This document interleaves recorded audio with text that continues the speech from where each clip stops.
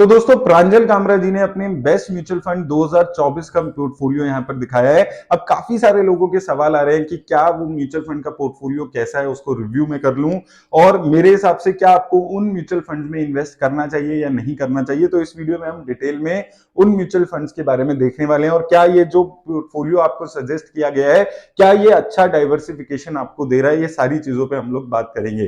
तो सबसे पहले इंडेक्स फंड उन्होंने सजेस्ट किया है HDFC सेंसेक्स फंड का। तो मैं भी ये चीज एग्री करता हूं हमेशा कि लार्ज कैप में अगर आप इन्वेस्ट कर रहे हैं तो बेटर है कि आप इंडेक्स फंड में इन्वेस्ट करें। मैं बार बार आपको यही चीज बोलता हूं कि इंडेक्स फंड में ही अगर आप लार्ज कैप कैटेगरी में इन्वेस्ट कर रहे हैं तो इंडेक्स फंड को चूज करना आपके लिए जरूरी है। मैं हमेशा निफ्टी 50 इंडेक्स फंड को प्रेफर करता हूं, उन्होंने सेंसेक्स 30 को चूज किया है। तो आपके ऊपर डिपेंड करता है, ये प्योरली रिटर्न्स जो है वो सिमिलर हमेशा से देखने को मिली है, लगभग एक जैसी रिटर्न्स ही यहां पर देखने को मिलती है दोनों म्यूचुअल फंड्स में। और वहां पर 30 रहते हैं सेंसेक्स 30 में और यहां पर निफ्टी 50 में 50 कंपनीज का पोर्टफोलियो होता है। तो जो आपको बेटर यहां पर लगता है आप उसको इन्वेस्ट में कर सकते हैं। मैं निफ्टी 50 इंडेक्स फंड ज्यादा प्रेफर करता हूं। अब दूसरे दो तीन उन्होंने थोड़ा सा हैरान करने वाली बातें यहां पर की हैं जो हम लोग डिस्कस करेंगे। इंटरनेशनल फंड में उन्होंने फिर से Mirae asset FANG ETF fund of fund को सजेस्ट किया और मैं लास्ट ईयर भी आपको यही चीज बोली थी कि फैंग ETF जैसा जो फंड है वो हर इन्वेस्टर के लिए नहीं बना है। बहुत ज्यादा रिस्क लेने वाला फंड है, सिर्फ 10 कंपनीज का पोर्टफोलियो बनाता है। 10 में भी आप देखेंगे नेटफ्लिक्स, अमेजॉन, ऐसी बड़ी बड़ी कंपनीज का पोर्टफोलियो बनाता है। बहुत ज्यादा कंसंट्रेटेड पोर्टफोलियो यहां पर बनता है। तो रिस्क जो होता है वो बहुत ज्यादा हाई हो जाता है अगर आप मिराई एसेट फैंग ETF में इन्वेस्ट करते हैं। और हमेशा जो ये ऐसा जो फंड है ये हर इन्वेस्टर के लिए नहीं बना है। रिस्क भी अगर आप ज्यादा लेते हैं तो उसके लिए भी बहुत सारे अलग फंड्स हैं जो बेटर रिटर्न्स आपको लॉन्ग टर्म में जनरेट करके दे सकते हैं। और अगर आप इंटरनेशनल फंड्स में ही इन्वेस्ट कर रहे हैं तो मुझे लगता है नैस्डैक 100 इंडेक्स या फिर S&P 500 इंडेक्स में इन्वेस्ट करना जरूरी है, क्योंकि इन दो इंडेक्सेस को हम ट्रैक कर सकते हैं रेगुलरली। मार्केट में न्यूज रहती है इन दो इंडेक्स के रिलेटेड, लेकिन फैंग ETF के रिलेटेड कोई न्यूज नहीं आती है। हमें इंडिविजुअली उन 10 कंपनीज को ट्रैक करना पड़ेगा कि वो 10 कंपनीज कैसा परफॉर्म कर रही है, क्योंकि इन 10 में से 2 कंपनीज भी अच्छा परफॉर्म नहीं करेगी तो हमारा ओवरऑल पोर्टफोलियो पे एक मेजर इंपैक्ट आता है।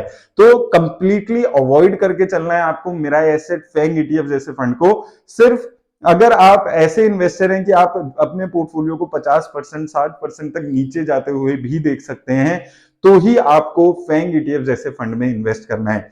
इसके बाद Parag Parikh flexi cap fund suggest किया गया और मुझे लगता है कि अगर आप फ्लेक्सी कैप कैटेगरी में इन्वेस्ट कर रहे हैं तो Parag Parikh flexi cap fund सबसे अच्छा फंड में से एक फंड है। ELSS कैटेगरी में पिछली बार 3 म्यूचुअल फंड सजेस्ट किए गए थे, Parag Parikh tax saver, Axis long term और मिराई एसेट टेक सेवर। इस बार बिना कोई रीजन दिए Axis long term equity fund को इन्होंने पोर्टफोलियो से हटा दिया और मैंने ये लास्ट ईयर भी आपको बोला था कि Axis long term equity fund में इन्वेस्ट नहीं करना है आपको। बहुत ही खराब परफॉर्म करने वाला ये फंड, पिछले 3 साल 5 साल की पोर्टफोलियो देखेंगे काफी खराब परफॉर्म करने वाला फंड था।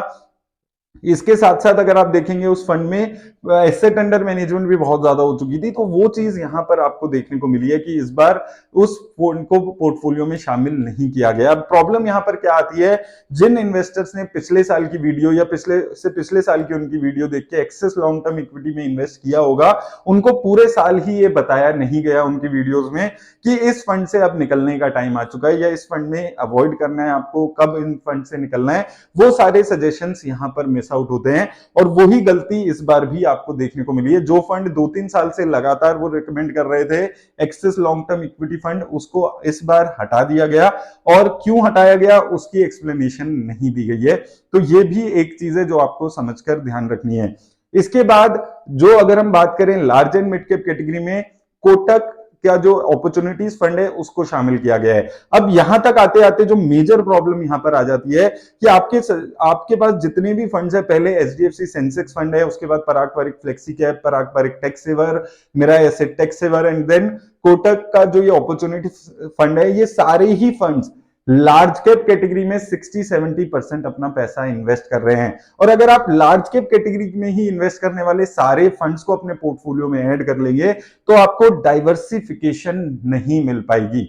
तो ये सारे फंड्स एक साथ आपको पोर्टफोलियो में नहीं रखने, इनकी जगह एक मिड कैप फंड को पोर्टफोलियो में ऐड करना जरूरी हो जाता है, ताकि आपको मिड कैप की जो कंपनीज है, अभी अगर आप देखेंगे मिड कैप कंपनीज ने इतना अच्छा परफॉर्म किया है, 30% 40% तक के रिटर्न्स मिड कैप कंपनीज ने दिए है, तो वो रिटर्न्स आप मिस आउट कर जाएंगे। 2023 में भी मैंने यही चीज आपको बोली थी, अभी भी इनके पोर्टफोलियो में मिड कैप फंड का यहां पर जिक्र नहीं है।